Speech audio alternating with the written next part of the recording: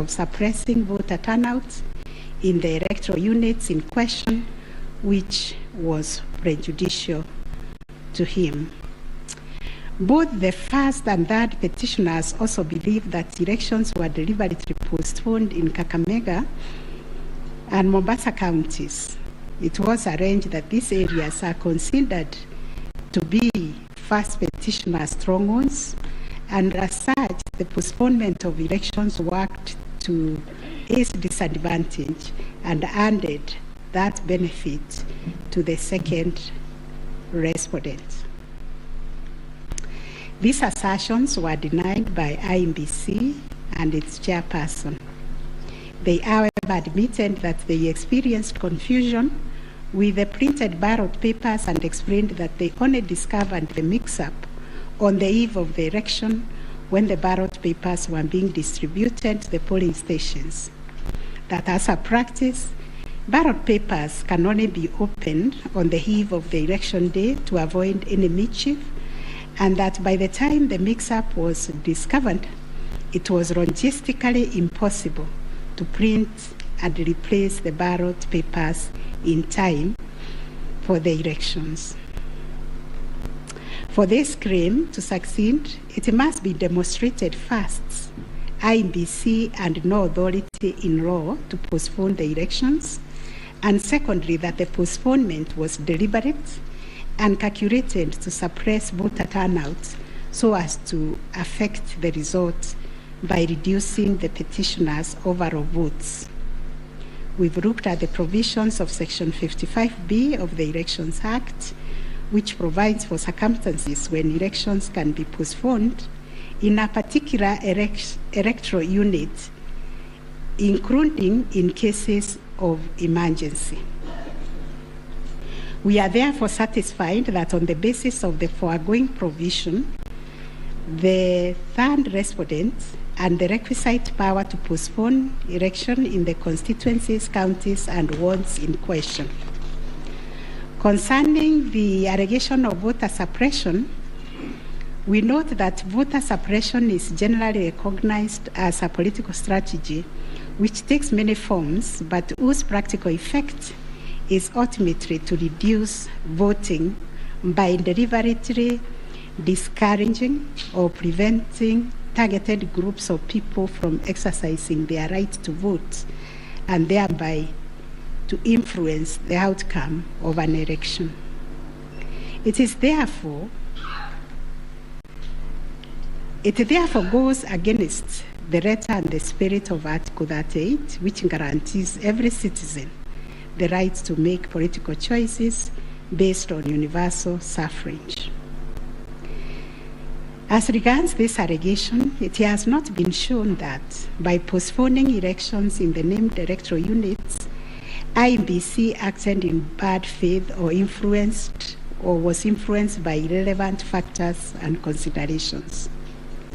From the explanation tendered, we are satisfied that the postponement was occasioned by a genuine mistake, which in our view could have been avoided and the members and staff of IEBC been more diligent when they went to inspect the templates in Athens, Greece, where the printing of ballot papers changed. At any rate, the nature of the ballot being an individual decision and secret, there may be other factors to which the turnout in the named units can be attributed. From the evidence on record, however, it appears to us that 2022 general election recorded one of the lowest turnouts since the introduction of multi-party political system some 30 years ago. If there was a low voter turnout, it affected all the 6 categories of candidates, and its explanation, in our view, lies elsewhere, but certainly not a calculated suppression. On the other hand, in rebuttal to these claims, IEBC illustrated with examples to our satisfaction that there was no nexus between the postponement of elections and voter turnout in the affected units. Far from the fact that this claim was undoubtedly just another red herring. It has nothing to do with the question under review, and accordingly we reject it and hold that there is no proof that the postponement resulted in voter suppression to the detriment of the first petitioner. Whether there were